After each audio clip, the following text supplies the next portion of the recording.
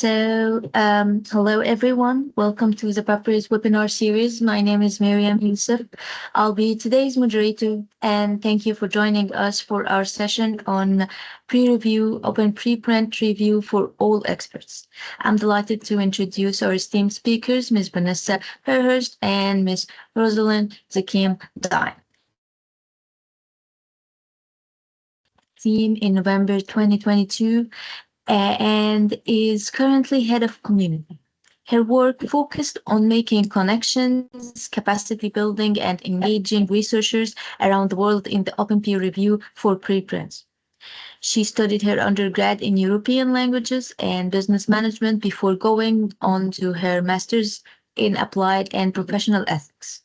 Ms. Vanessa began her career in academia, working at the International Development Organization, INASP, with a focus on improving access to scholarly information and research in developing countries. She then went on to support publishers around the world as community engagement manager at Curate, building a global ambassador team and collaborating with others to ensure that scholarly research metadata is registered, linked, and distributed. Openness, accessibility, and equity has always been central to Vanessa's work, and she greatly enjoys supporting and empowering researchers around the globe to improve the research process. Ms. Roseline is an accomplished expert in health research methods, public health, and social science. With a deep commitment to advancing open science and equitable access to knowledge, she's the founder of the Review and Curate Network, RCN, an initiative dedicated to enhancing scientific communication in the global south through the review and curation of preprints. Roseline is a recognized advocate for open peer review and services as a pre-review champion for 2025. She also contributes her expertise as a member of the eLife Global South Advisory Committee, where she supports efforts to amplify voices from underrepresented regions in global science. Please join me in welcoming both Ms. Vanessa and Ms. Rosa. Please note we will have a live Q&A session at the end of the webinar. You can write your questions in the chat. To submit your questions, please mute your mics. Also, this session will be recorded and will be available on our YouTube channel. Ms. Vanessa and Ms. Roseline, the floor is yours. Thank you so much, Miriam. Okay, I will share my screen. Thank you so much for the very kind introduction. Sorry about the delay there. So thank you for joining us today. Myself and Roseline will be talking about peer review and how we are working to transform peer review with all experts. So just to give a couple of very brief introductions to more of the team at PREreview. Thank you very much to Miriam again for the kind introduction. So my name is Vanessa Fairhurst and I'm head of community at PREreview. And I work with the rest of our team. On the day-to-day team is Daniela Saderi, who's our co-founder and executive director, Chad Sansing, who's our head of product, and Chris Wilkinson, who's the head of technology. We also work with an extended team, including our two other co-founders, Samantha Hendel and Monica Granados, as well as our executive committee team, which includes Kristen Rattan, Aurelia Monene, and Christopher Markham. We'll also be hiring soon for a new communications and engagement officer to join our team. And we also have our PREreview champions team, of which Roseline is one of our PREreview champions 2025. And the Champions program is a cohort program that's running at the moment until September 2025, and it aims at empowering our exceptional community members to expand the mission of PREreview. And this is our second cohort after the pilot program last year. Champions participate in collaborative training sessions. They have opportunities to work together and share experiences and knowledge with one another and their communities according to their interests, skills, and the time that they feel they can contribute. After the training, they go on to complete at least one engagement activity with their local community aimed at supporting systemically disadvantaged researchers around the world to engage within the peer review process. And Roseline is one such champion, so I just want to give Roseline a quick opportunity to say hello before we go on to the rest of the presentation. Hi, everyone. Nice to have you on board. My name is Dine Roseline, as Vanessa rightly said, and I am a pre-review champion, a recognized one for 2025. Thank you. We'll be hearing more about me in the rest of the session. Thanks. Thanks so much. Okay, continuing on, so a little bit about us at PREreview generally. So PREreview exists to transform the systems of scholarly peer review and publishing, replacing the entrenched hierarchies with more equitable, accessible, and transparent practices. We aim to amplify the voices of those who have been historically excluded from academic systems, such as early career researchers, scholars from underrepresented regions, and individuals whose expertise is shaped by lived experience. And our goal is to ensure that their contributions are recognized, valued, and empowered to drive change. So first of all, taking a step back as to what is peer review, not everyone is really familiar with this process. This is a definition that we can find on Wikipedia. There's many different definitions of peer review, but basically it's the evaluation of work by one or more people with similar competencies as the producers of the work. And it functions as a form of self-regulation by qualified members of a profession within the relevant field. At PREreview, we work to broaden this definition to include those who may not have been traditionally acknowledged as experts within their field. We also work to bring more transparency to the peer review process. So this is a cartoon that is often sort of displayed in presentations about peer review. And here you can see it's kind of depicted as quite a black box. So an author or researcher will put their paper into one end. It will go into this process that they have very little knowledge or awareness about, or knowledge of exactly how it works or who's involved in the process. And then it sort of comes out the other end, either accepted or rejected. Peer review is also often depicted as kind of a combative experience. So it's something that the author has to go through, it's almost like a gauntlet that they have to run in order to get their paper successfully accepted and published. As you can see in this cartoon, the reviewers there are not exactly depicted as friends, but more the enemies or opponents that they have to defeat. And we want to change this process to be more collaborative and constructive, and for people to genuinely want to help one another to improve science. We also want to broaden the diversity of the people involved in the peer review process. So data around the diversity of peer reviewers is quite scarce, but there are a few studies that have looked at gender and geographical representation of peer reviewers. And in this 2019 study of senior editors, reviewing editors, and peer reviewers at the journal eLife, the authors reported an overrepresentation of male gatekeepers, and over 90% of these gatekeepers were living in either North America or Europe, with only about 5% from Asia and under 2% from South America, Oceania, and Africa. And in this additional study here, by McDowell and colleagues, they surveyed nearly 500 early career researchers. So this is defined as anyone who's engaged in research who's not recognized as an independent leader of a research group. So this could be undergraduate students, graduate students, postdoc researchers, junior research assistants. And they found about half of them had never engaged in independent peer review. However, several of them had experienced peer reviewing as co-reviewers. So this is someone who's contributed ideas or text to a peer review report when one is not the invited reviewer, but they're not always done this with recognition. So the authors define the process of co-reviewing without recognition as ghostwriting, and about 46% of folks who co-reviewed reported to have not been recognized, and 32% didn't know. So even if these were not comprehensive data around global peer review practices, we can deduce that someone who is called to be an expert, someone with enough experience to be a peer reviewer, may be part of quite a homogenous group of people, which is not representative of the diversity of researchers whose work is being evaluated. In summary, peer review is inequitable and unsustainable. The pool of peer reviewers, the number of peer reviewers, is small and often insufficient for the number of review requests. The composition of the review pool is homogeneous in many dimensions, so many of the peer reviewers come from the same backgrounds or the same ethnicity, the same education levels. So most of, male, mid or late career researchers selected by journal editors as experts within their field. And yet most have also never received any formal training in conducting peer review.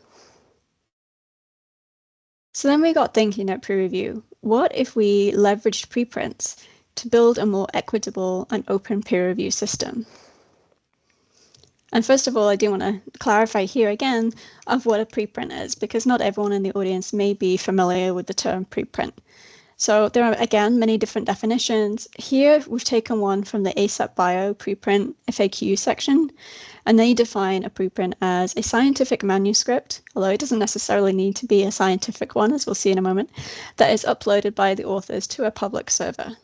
The preprint contains data and methods, but has not yet undergone journal-organized peer review. And this sort of shows more about how it looks, posting a preprint looks different to the traditional publishing process. So here you've got the traditional publishing process along the bottom. So you have your research manuscript that you've written, you submit it to a journal, and it goes through several rounds of peer review.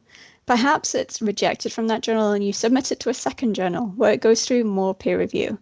And perhaps then you even have to submit it to another journal after that. So it goes through several rounds of peer review before it's eventually accepted. And this can take several months to years. This whole process is kind of done in the dark. You don't necessarily know who's involved in it, who the peer reviewers are. And the research is then not available to the public until several months or years after you've written the original piece of work. Preprints speed up this knowledge sharing by it being something that you do first before it's gone and peer reviewed. So you post your work openly to a preprint server where it's available for others to read ahead of being peer reviewed. So there's no publication fee for posting a preprint. There's no subscription fees or paywalls for reading a preprint. They're available via Google Scholar, Europe PMC. It provides greater visibility and reach of research, and it also increases citations. And we can see on the graph on the right that an article with a prior associated preprint gets 36% more citations than one without. So this doesn't mean that if it's posted as a preprint, it doesn't go on to be posted in a journal. Often this is the way that researchers do it. They post their work early, and then later on they submit it to a journal of their choice. It doesn't always have to be the case. And the number of preprints published each year is also growing. We saw a particular boost in the pandemic when there was a recognized need to get research out quickly. But since then, we've also seen that they've become a much more accepted and encouraged way to publish research outputs ahead of formal peer review. There are, however, some regional differences between preprint adoption currently. So we can see that it's highest currently in Europe and the Americas and somewhat lower in Asia and Africa. And this can be due to a wide range of factors, including differences in levels of awareness, education, resources, and research culture. And there are also some notable differences when we take discipline into account as well. So we can see that physical sciences and technology have a large increase on normality in publishing preprints, particularly again in the Americas and Europe, whereas humanities and social sciences currently don't have the same uptake. And again, there's quite a few different reasons why this could be the case. Preprint had started with a focus on physics, maths, and computer science, so we've seen those areas continue to grow. And in more humanities-based fields, there are slightly different publication norms and also a slower adoption of open access practices in general. There are currently over 50 preprint servers available. Some only take full manuscripts, others take different types of outputs, such as like method sections, data, and some only take postprints. So these are papers that have been already accepted for publication at a journal. You can look through ASAP Bio has a preprint server directory where you can explore different servers and the different characteristics of them. And there are also general purpose repositories such as Zenodo and Figshare, which are cross-disciplinary. Some things to consider when selecting a preprint server are things like visibility, any recommendations that your funder might have, and any features like preservation and indexing as well. So there's a lot of choice and things to factor in when selecting a preprint server that's relevant for you.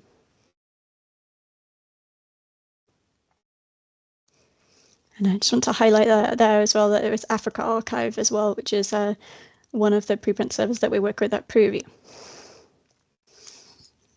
So going back to this, I also want to highlight here that preprints pave the way for community feedback at a point in time in which changes can still be made. So people can get feedback really early, they can make improvements to their research, create a new version of a preprint, and then go on and submit that elsewhere at a different journal if they feel they would like to. And there's different platforms in order to do this. So preprint review adoption is growing too.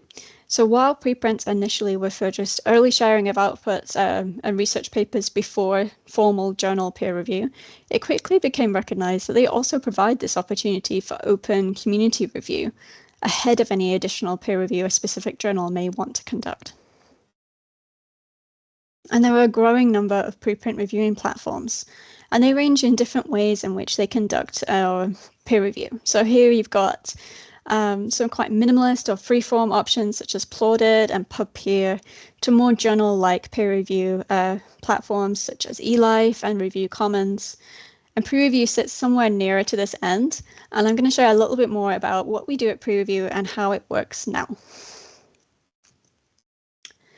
So our work to support our mission to bring greater equity and transparency to scholarly peer review comes under three main categories or pillars. The central pillar is our open and collaborative infrastructure for participation in open preprint peer review. So alongside increasing diversity, bring more equity to peer review by providing training, particularly to early career researchers. And then additionally, our work on the right there that you can see that involves engaging researchers around the world in live collaborative reviews of preprints. Again, this is something that you have lots of opportunity to participate in and learn how to also facilitate your own if you wish. All of our resources are openly available. And central to our work is our preprint review platform, and it is interoperable.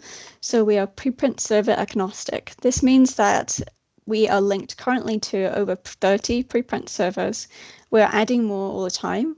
It's not that we are particularly loyal to any particular one. We are quite happy to be integrated with any different preprint server to enable reviews on preprints. Links to reviews also appear on bioRxiv, medRxiv, Europe PMC, and Society currently. And again, we're expanding that to others. And also via the core notifier protocol, authors can request feedback on their preprints via PREreview. We also work to lower barriers to access for all experts. So anyone with an ORCID identifier, which you can freely get, can review. And this challenges who can contribute to improving science.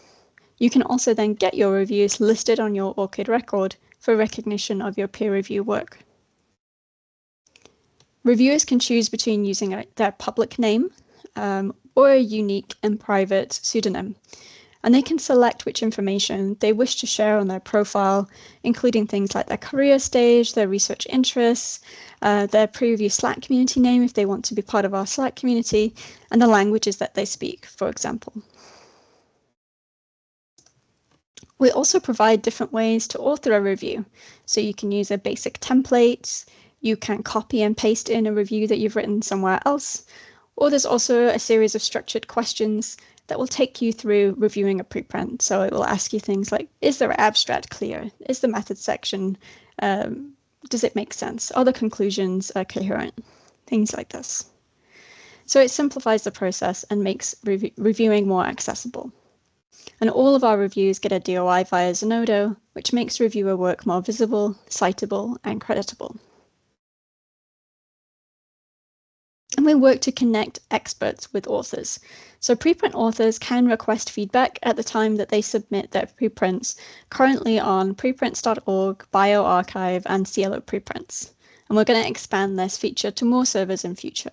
So at that point in time that they post their preprint online, they see a button that they can press that says request feedback from PREreview, and they can request that when they like. All preprint authors, however, can also just come to the PREreview website to request a review of their preprint simply by pasting in the DOI or the URL link, and then review requests are searchable and filtered by field and language. So anyone can come along to try and find a preprint to review that is looking for feedback. All of the reviews also appear in the PREreview Slack community. Once a review is published, preprint authors can also respond and comment on the review, so they can provide additional information, or they can simply say thank you to the reviewers if they wish. Other reviewers can also join the conversation, and anyone can comment on any review that's being openly published on prereview.org. And of course, all the reviews and the comments to the reviews get DOIs and a CC BY 4.0 license, which makes the work citable, creditable, and open. And that just shows you where those are.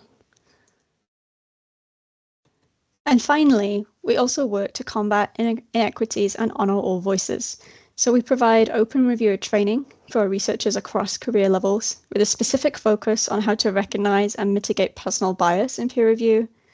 We seek out community input and feedback to all of the work that we do, and we work with our community members and partners to translate and localize all of our resources into other languages. We're currently just launched a campaign on Crowd-in, where we're translating the PREreview website into Latin American Spanish and Brazilian Portuguese in the first instance, and we're expanding this to other languages in future. And our open reviewers workshops are usually conducted in partnership with organizations and institutions. You've got some examples there of the ones we've worked with in the past.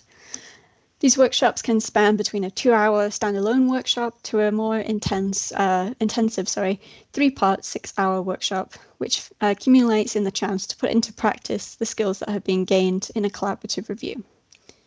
Content is tailored to specific audiences and focuses on challenging the status quo of peer review. Participants have the opportunity to receive credit for their participation in the course, and they can also stay engaged within the peer review community to build on what they've learned during the training. And the workshop uses the Open Reviewers Toolkit, which contains 3 resources. So there's a bias reflection guide, a reviewer guide, and a review assessment rubric. And these are all available online on our website. They're openly available, they're published CC BY, and they're currently available in English and Spanish. So if you want to run your own training workshop, you are welcome to take our resources and adapt them for your needs. And this is to show a little bit of what that looks like in practice, but writing a review can be challenging, especially if it's the first time, if you're working with early career researchers. And so we've put together this reviewer guide that helps to break the process down into 6 steps. The first step is checking your own beliefs and assumptions before you start the review, reading the review, gaining a conceptual understanding, before then going on to identifying major and minor issues, making sure all the feedback is clear, constructive, and actionable, putting it all together into a final review, checking it, and sharing it. So if you want to read more about how to review, or you want to share any of these resources with people that you work with, you'll find them all available on the PREreview website.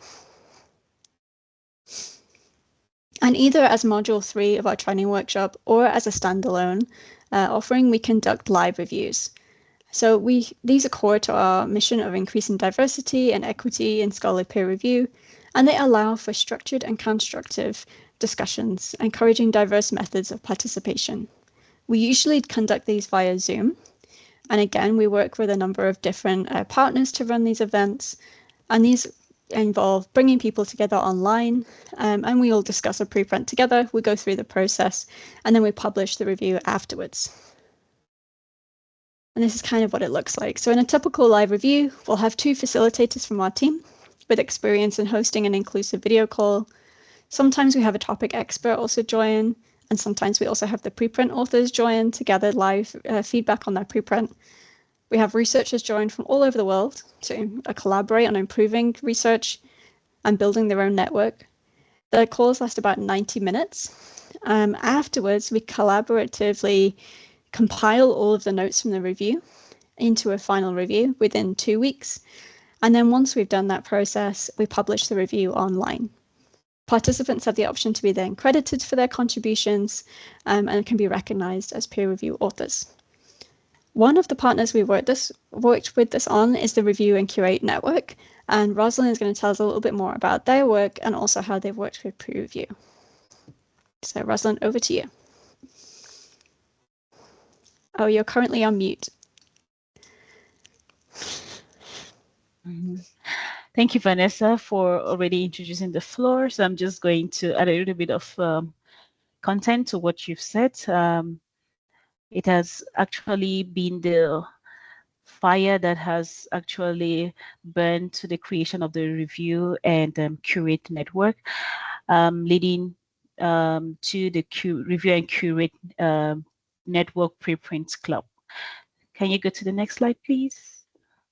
So with an effort or interest in promoting scientific communication in the global south, we try to look at history, and we identify that globally, the global south has been underrepresented in terms of embracing scientific communication. And this can be seen in 2018, where the global north countries produce on average greater than 35,000 scientific and technical articles published in traditional journals, while the global south only produce something around 9,700. And while China and India had something about 4,000. So when you look at it in overall, you see that the global south researchers are only cited in less than 2% of most cited articles around the world. Next slide, please. So this is just an image to show us what is actually happened, the realities of it, and you can see the legend here shows us the number of figures of publications that come from these different parts of the world, and you will definitely see that the global south is actually the least represented. Vanessa, next slide. And how when we saw these figures through scoping reviews and research that we conducted, as well as needs assessment, we decided to ask ourselves, what is actually happening as the Review and Curate network? What can we actually do to foster openness in science to narrow this gap? And we found out that factors such as limited diamond access journals in Africa are leading to these complexities, so discrepancies in the regions. There is a lack of skills in open science and scientific communication among researchers in this part of the world. We can also see issues with language of communication in these different scientific publication houses. And then there is also leading to bias against Southern researchers in terms of receiving research grants by reviewers of the traditional journals. And these often sometimes just lead to rejections that can't really be explained scientifically. As a result, the Review and Curate network was created in order to help narrow this gap, as I mentioned earlier, and to create a platform where we can help growing scientists, or even those that have not yet been well established, or anyone to be able to collaboratively peer review their work, improve scientific communication overall in the global south. How have we been doing this? We've been organizing webinar series, training on how to write a preprint from the very beginning to the end, where you can submit it for preprint publication process. One of the partners we have worked with for so long, since our creation, has been the Free Archive, and and then how did this come about? We received a seed grant from Asabao in 2024, and that has enabled us so far to keep creating impact.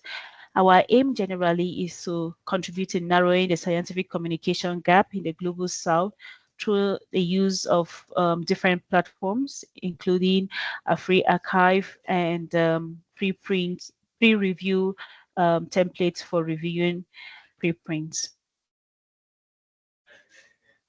How does our model work? As hinted previously, Review and Curate network first only works with preprints, repositories, and one of it that we've worked with often is the free archive.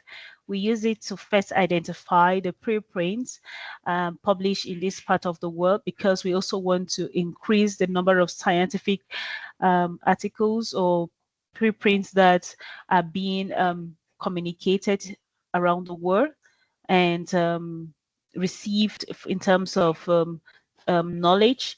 So we work with a free archive to make sure that we are actually identifying preprints from this part of the world. However, we also work with other preprints repositories to identify other preprints that have been posted, so that other parts of the global south are not kept behind.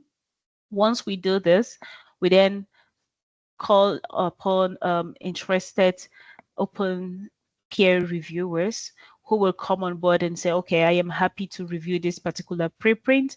And then we give them a timeline. We say, okay, this is the preprint you have chosen to review. However, we are giving you this timeline, typically 3 months. And within these 3 months, the selected number of preprints are supposed to be reviewed using the pre-review open peer review template. During this time, participants, reviewers are encouraged to engage with other interested reviewers from our platforms. So we have a WhatsApp group, we have a Facebook account, we also have a LinkedIn account, so they can feel free to engage with members within these platforms, as well as invite others to join them. Once they do this, they decide on a date that they are going to review the preprint.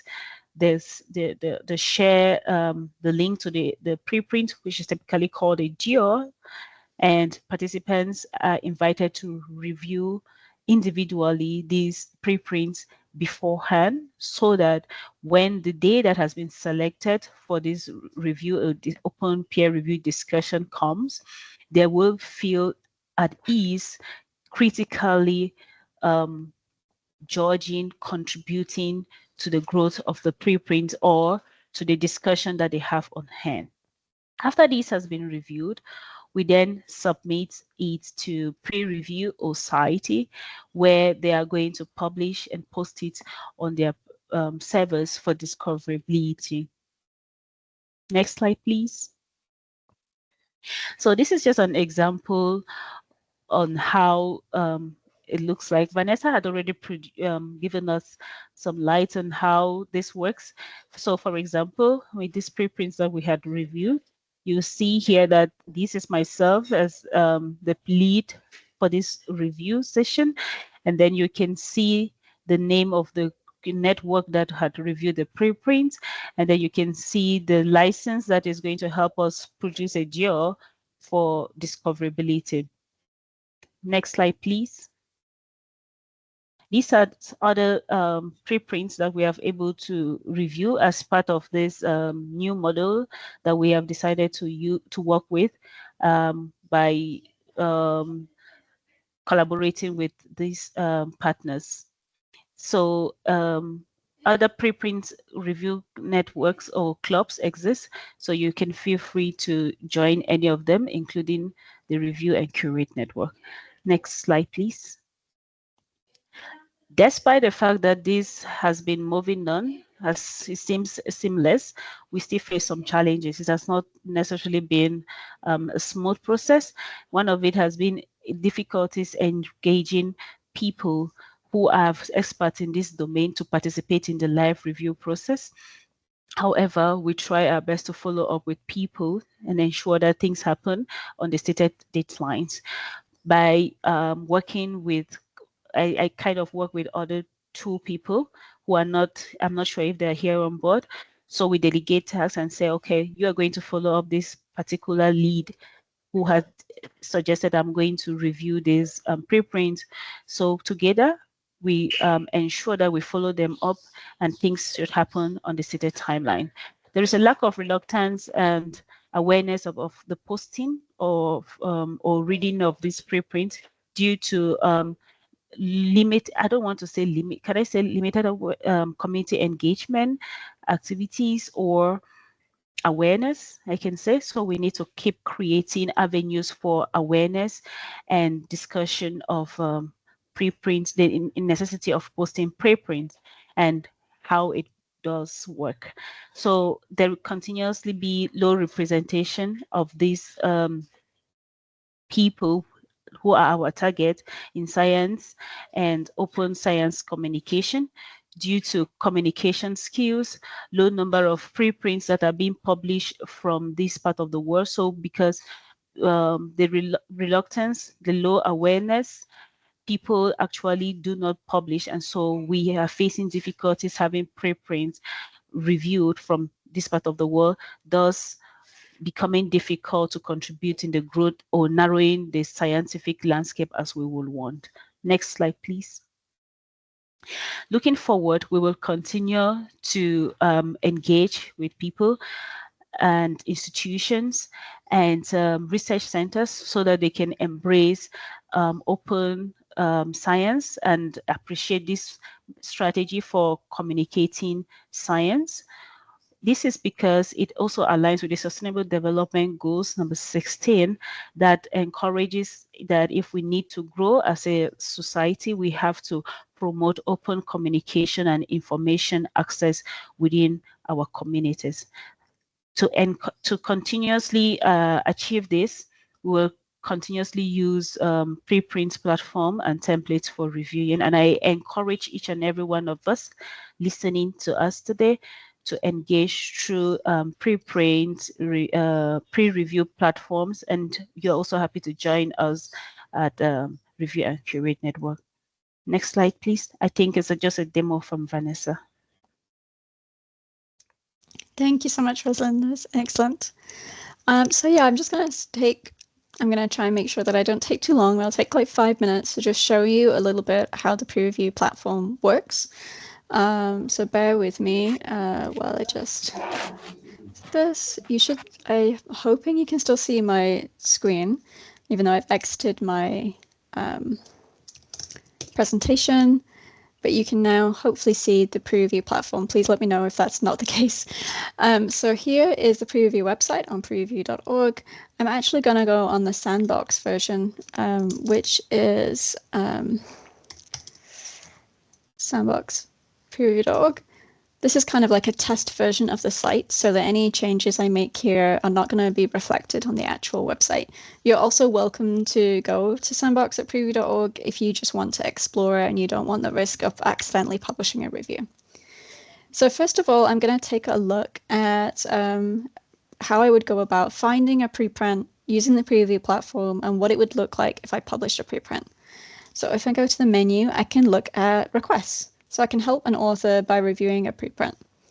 Here I've got a list of preprints that have requested feedback. I can filter it by language, so I can filter by English, Portuguese, and Spanish currently, and also by a variety of different fields. If I go on this one, just the top one there, somebody is requesting feedback on this particular preprint. So I can now go on to Start Now. Now, I might already be logged in, I'm not sure. I'm not, but there we go. I'm signing into my ORCID account because I already have an account on PREreview. So this is all you would need to do is put in your email, your ORCID ID, and your password, sign into ORCID, and it's going to take me through how to then review this preprint. So there's some different ways. I can use prompts, so asking questions. There's a basic template, or I can say I've already written the review. So a basic template kind of looks just like this. If it loads, again, this might be because it's the sandbox version of the website, but it will basically just have a summary section, major and minor, there we go, a summary section, major and minor concern section, and you can just add in your comments directly by typing into the box, for example. Or I can go back and I can go through prompts. So here it will take me through a series of questions about the preprint. So for example, does the introduction explain the objective of the research presented in the preprint? And I can say yes, partly, no, or I don't know. And I might select this, and then I might just add some extra information to explain why I've said that.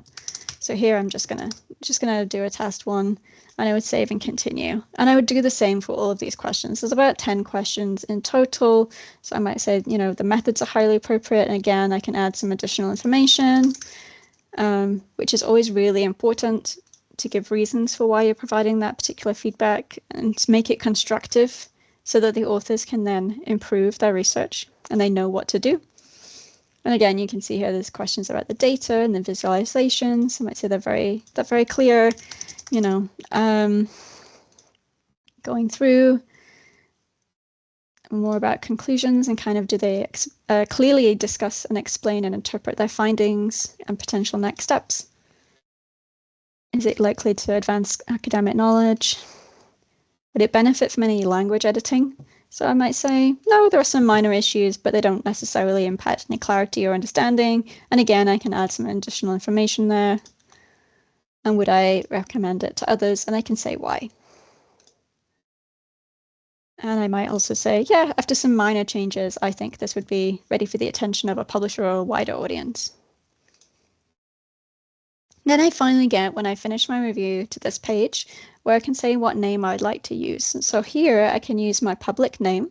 So I can put my actual name and it will be linked to my ORCID identifier so I can get credit for it. Or I can use a pseudonym.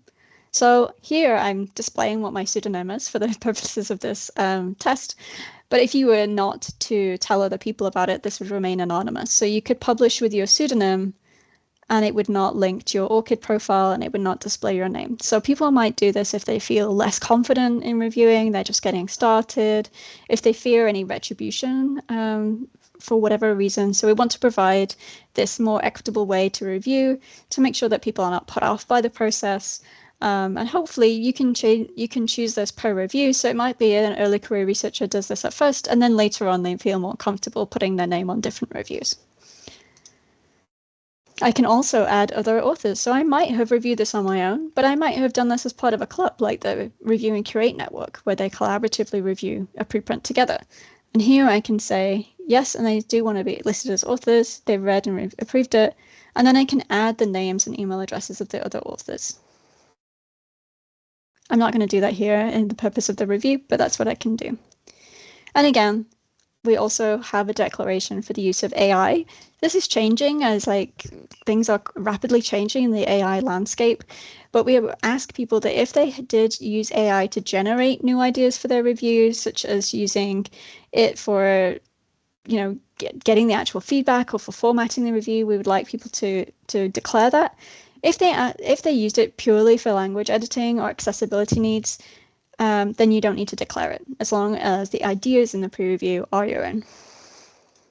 So here I'll say that I did not. And also you have to declare whether you have any competing interests, and you can see the examples here. So maybe you're the author of the preprint, in which case you should not be reviewing your own work, for example. But you might also have a personal relationship or have collaborated with the author in the past, so you should declare anything like that. And finally, also that you're following the pre-review code of conduct. So you're being respectful and constructive in your feedback. You're not doing anything that could be considered harmful. You're not using any unwanted language or publishing anyone's confidential information, such as their physical or electronic address and things like that. And once I've confirmed that, I can save and continue. And then finally I get to this final page where I can just check my review. So here's the title of the preprint I'm doing it. This is the server it's from. My published name, I can change this. So if I want to, I could go back and be like, actually, I do want to have that with my actual name and my ORCID. Did not use AI on this one. I haven't got any competing interests. And here's my review. And again, if I want to go back and I'm like, oh, I've noticed a typo, or actually I want to add something more to this section, I can easily go back and edit that. And I can save and continue, and it take me back to this page. And then once I'm all ready, I can then publish my review. And I can click that now because I'm on the sandbox version, so it won't really publish the review. It may also not completely work because this is the test version of the site, but we'll see. There we go. So peer review published, this is what you'll get. You'll get the DOI of the review. It will be on the PREreview website. It will also appear in our community Slack. You can also share it wherever you like. And we always welcome any feedback. So if you want to give us feedback on the process, you can schedule an interview to discuss it with us. And we can go back to the preprint. And then you can see the review would appear next to the preprint there. So just to say, that's kind of just an example of how it works on the PREreview website. If you do want to engage with us at all, please do create an account in PREreview. It's free, it's openly available. You can start reviewing, you can review preprints you already have in mind, you can review them with other people and copy and paste it in. You can explore preprints that have asked for feedback. You can join a club like the Review and Curate Network, or you can start your own if you have a review group that you would like to start. You can join our PREreview Slack community and join the conversation there. And we also have a bi-monthly newsletter, and we run regular events such as live reviews where you can get together with other people to collaboratively review preprints. And the next one is occurring in July. And that's everything from us. So thank you very much, and we'd be happy to answer any questions. Thank you so much, Ms. Vanessa and Ms. Roseline, for the insightful presentation. And now we will open the floor for questions from our audience. If you have a question, please use the raise hand feature or type the question in the chat, where we will try to address as many questions as possible in our allotted time. So starting with the first question here, we have Mr. Mallow. He said that he didn't hear how he could be a reviewer. If it's possible to repeat this part, and how much it costs to publish with you, please. And this question is actually at the chat. Okay, great. Thank you. I hadn't seen that. So how to be a reviewer? You simply need to come to the PREreview platform and create an account. As long as you have an ORCID identifier, which is a freely available identifier, and this enables you to get credit for your work, your research outputs, including peer review activity, and it also enables us to be able to know who it is that's publishing the reviews. That's all that you need to do. We don't assess people in terms of their education level or their backgrounds. We let people self-select where they feel they can provide feedback and their own expertise. So it's an openly available platform to come and review. In terms of publishing, we don't publish any research manuscripts. So the idea is a researcher would publish and post their work on a preprint server, such as Africa Archive or bioRxiv or any of the other sort of 50 plus preprint servers that are openly available. It's free to publish your work on a preprint server, and then others can then review your work on PREreview. So we only publish reviews of preprints. We don't publish preprints themselves. I hope that makes sense. So much. Dr. Wafa actually has a question. So, thank you very much for that wonderful informative presentation. I have prepared many questions, so please be patient with me. First, what do you see as the biggest challenges to adopting open peer review practices in Africa, and how can they be addressed? Thank you very much. I want to also give Roseline a chance to answer. So maybe I pass this question to Roseline first, and then I'll give some additional thoughts afterwards. Sorry, I didn't get the question quite well. Can you repeat that again? Okay, that's my question. What do you see as the biggest challenges to adopting open peer review practices in Africa, and how can they be addressed? Personally, to me, I think it's a matter of mindset. If we can change our mindset, because when you talk to so many aspiring or young scientists, they will tell you, my professor didn't say this, my professor didn't advise this. So if we can change our mindsets, that will be a really goal taker for us to start embracing open science real life. And if we are academicians, it will be great for us to start introducing it into the academic ladder at a very early stage, so that students can appreciate this even as they grow to different career directions, whether being researchers or not, to spread the word and appreciate peer reviews or even preprints. And another, yeah, let me keep it there. Vanessa, would you want to add something? Sure. So yeah, I would agree totally with what you said. I think it's just that research culture takes quite a long time to change. There's sometimes resistance in terms of people wanting to still do the sort of traditional peer review process, and perhaps a lack of awareness of the issues that are with that. Things that are kind of what we talked about, issues of bias, issues of lack of reviewers, lack of diversity of reviewers. And open peer review can address some of these issues, but there's a lack of awareness about how it works, how much work that would be involved for people to get involved in it. So I think it just takes time for that. And I think also what Roseline mentioned there about kind of building this into sort of research and career assessment as well. So peer review work is usually something that is often unpaid and it's unrecognized. And so making that actually something that can be credited and recognized as a valid research activity, which is a really important activity, would also be a good way to sort of address that challenge of open peer review and get more people involved in reviewing each other's work.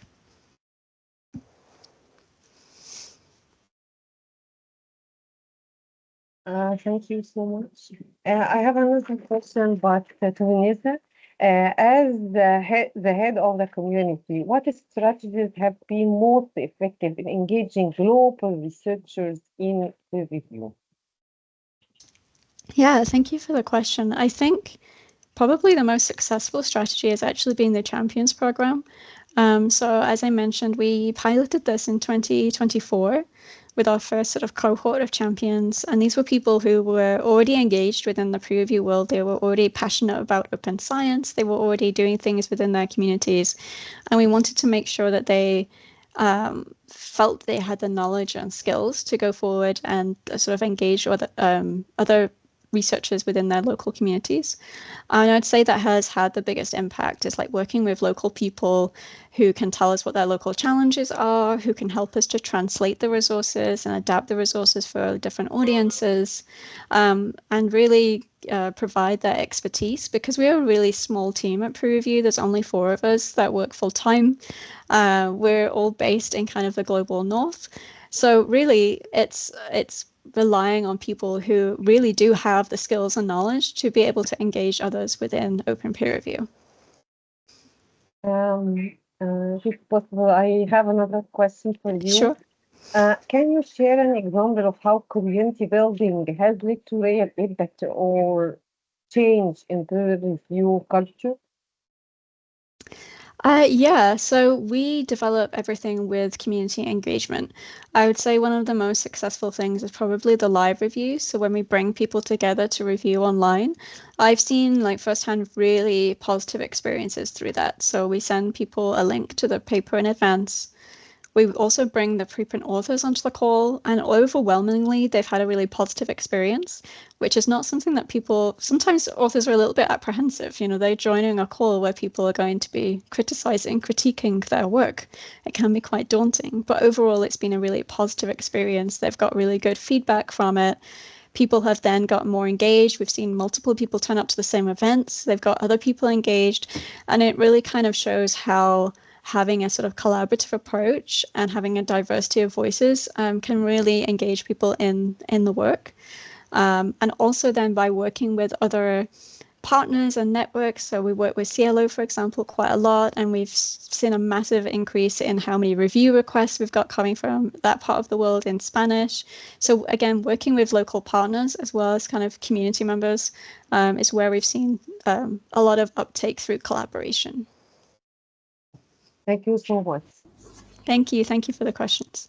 Hello, Dr. Vanessa. Thank you for the good presentation. How do I reach out to you in case I need to check out?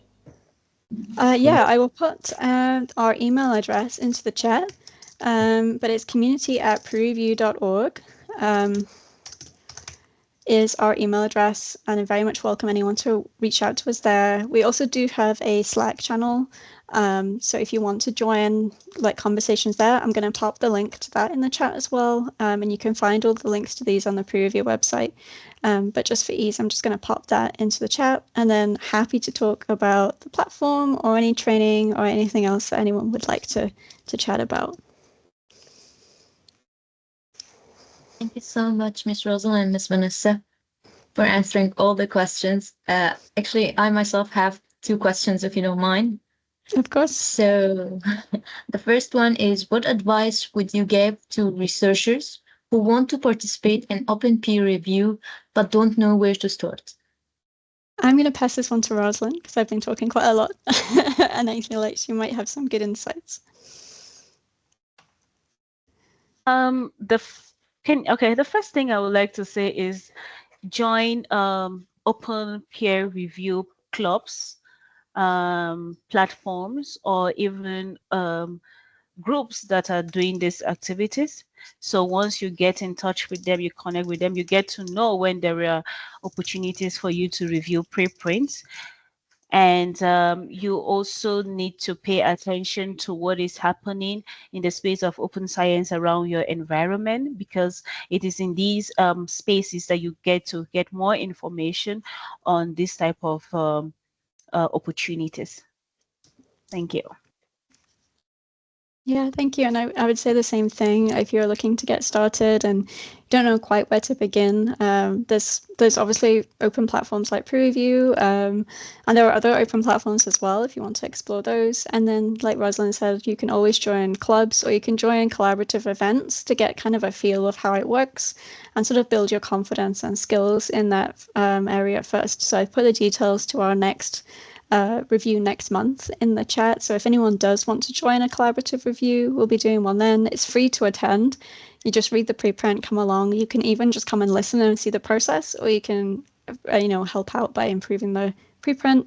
But I would say like doing it in collaboration with others is a good kind of way to get involved to start with. Vanessa, would you like to talk about the Slack? Is it possible for them to also join the Slack? Yeah. Of course, yeah. And I've put the link to Slack in the chat.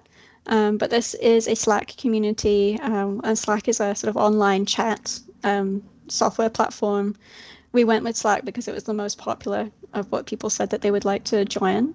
There's lots of different channels. So if you're just starting out and you want to ask some questions and collaborate with other people and join conversations, you can join there. Again, it's free to join. There's like a sign up form and you'll be sent an invitation to join, and we welcome anyone to join the conversation with us there. We also have all of our champions on Slack as well. So lots of people in lots of different languages and parts of the world. Great. Thank you so much for sharing. So one last question, if you don't mind. What are PREreview's upcoming plans or dreams for strengthening global collaboration in peer review? That's a great question. So we've got so many plans, too many plans. We often overpromise ourselves with what we can achieve in a short space of time. So at the moment, we are translating the website. So as I mentioned, we have currently launched the website in Spanish and Brazilian Portuguese, and that's our first languages that we were targeting, mostly because we see so many review requests from that part of the world currently. So we want to make it easier for people to review. But we're going to also expand that to other languages so that in future we'll have a lot of different languages and you can filter the website by which language you prefer to work in. You can publish a review in any language. It's not, you don't have to use English currently. So when you go onto that review page, you can publish it in any whatever language you like, but we would like the questions and all of that to appear in your preferred language. So that's a thing that we are currently working on. The other big thing that we're working on, a couple of big things we're working on, is one of which would be reviewing other research outputs. So not just preprints, but things like data sets, like methodologies, sections of work that we think people could give specific feedback to a particular sort of section of work. So modular peer review is what it's called. And we're partnering with an organization to look into doing that a little bit more. And also working on notification systems. So currently, when an author requests feedback on a review and someone replies and provides that feedback, we don't have a way of notifying the researcher that somebody has provided them research feedback on that preprint. So we want to make sure that there's a notification system in place so that it's easier for people to know when someone has provided them feedback.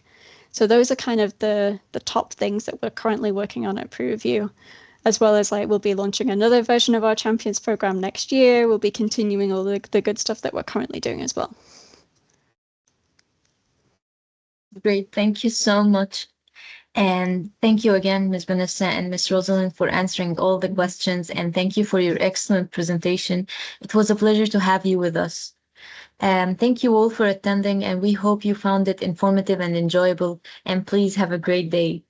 Thank you so much. Thank you for the invite. Thank you, Thank you Vanessa so and much, team. Denise. Have a good Roseline, day. Thank it was very you. good. Bye bye. Thank you. Bye, everybody. Thank you. Thank you. Thank you. Thank you, Rosalind.